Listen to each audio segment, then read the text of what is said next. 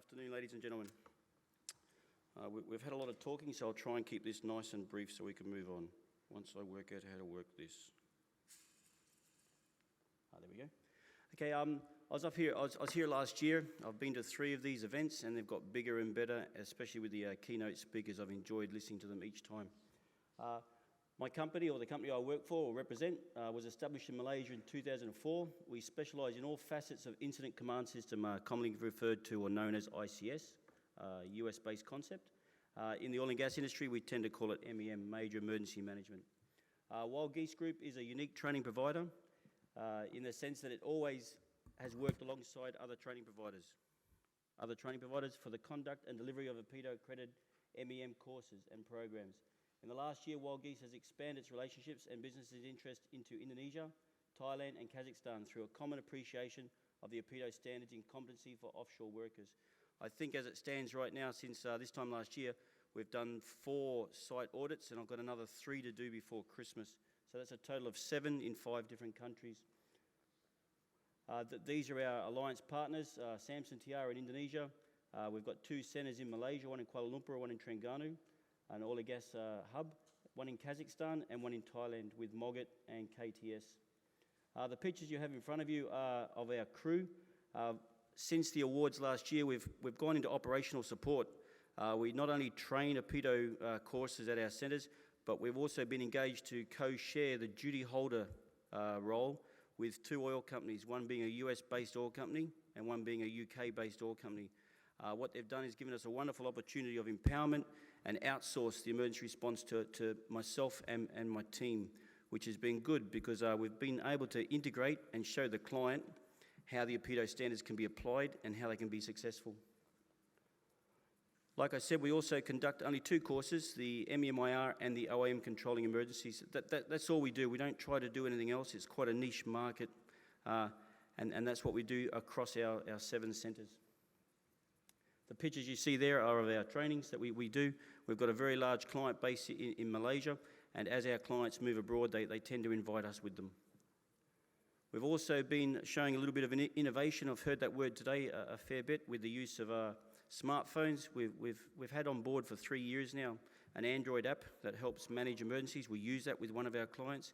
We've also taken some of the OPITO standards offshore to the workplace, to the site, where we go out there with 1 or 2 of our trainers, our facilitators, and we look at all forms, all facets of ER training, from lifeboat training through to helideck operations, through to the OAM, and dealing with the drills that we run for them. And that's been very successful and cost-effective to our client in that we go there instead of them coming to us.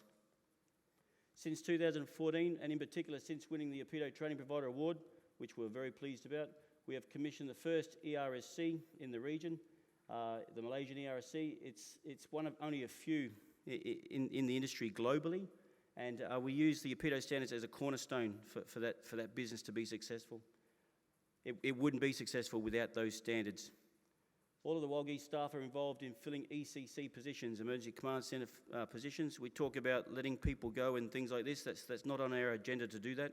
What we've managed to do is train all our admin staff to be key position holders within these, in this room.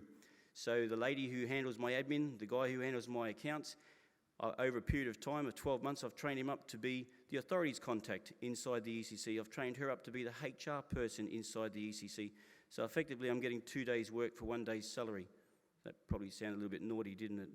But they've been upskilled, and I've managed to retain all my staff, which is good. It is the working knowledge of the OPITO standards in both OAM and MEIR that our staff and alliance partners staff that affords Wild Geese this wonderful opportunity. The areas in blue there on the left-hand side of the screen, they're courses that are covered by the OPITO standards. The areas in red are bits that aren't covered by the OPITO standards, and we're also put together a program combining 2 existing OPITO standards that we believe is fit for purpose to address the areas in red. And it's the areas in red that we do on behalf of our 2 clients in our ERSC concept rooms. The RSC is not just the home of the operational support, but is also where we conduct OPITO-accredited OAM training and assessment courses. It is where the client can see how to implement the OPITO MEM standards into their operations. With these reduced commercial activities, we've been forced to get closer to our client which has been very beneficial for us. We're providing a lot more services to them because they're coming to us for a little bit more advice because they're suffering as much as we are. To put it simply, because we understand what the man on the other end of the phone is doing. For example, we teach the OAMs, the installation managers, how to deal with emergency from their end. It's made us put us in a very good position to be the person to speak to him on the phone from the shore base. So we've been quite successful in that. We've managed several emergencies for our clients successfully. This model is now being seen as a potential growth model to take to other regions that we also have involvement in. And that's just a picture of some of our clients' logos. Thank you.